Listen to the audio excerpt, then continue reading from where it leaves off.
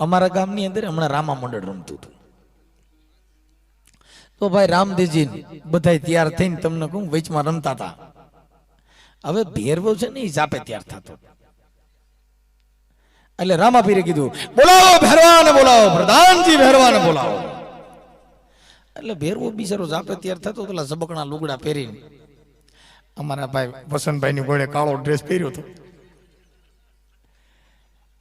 હવે ન્યા વિયાણી થી કૂતરી. તો રામાપીરે કીધું ભેરવાજી પધારો, ભેરવાને બોલાવો. ભેરવો બિચારો બારો નીકળ્યો ને કૂતરીએ હુકારો કર્યો. ભેરવાને ખબર પડી કે રામ મંડળ બાજુ જવાય ને કે તોડી નાખ.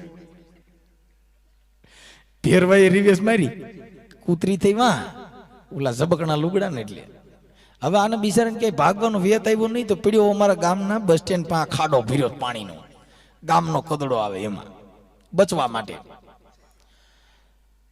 રામાપીરે પાછો ઓર્ડર કર્યો બોલાવો ભેરવાને બોલાવો. ભેરવાએ કીધું કે મહારાજ મારવું હોય તો એ ખાડા આવો, બાકી એ બાજુ નહીં આવું, ત્યાં કૂતરી વિયાણીશ. ઓથા કાઢી નાખ્યા.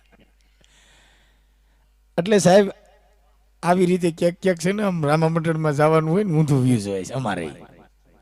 એટલે કીધું કે કરતા હોઈશો કીજીએ ઓર ન કીજીએ કબ, પછી માથું વ્યૂ જાય હેવાળમાં ઉપર રેવે પગ.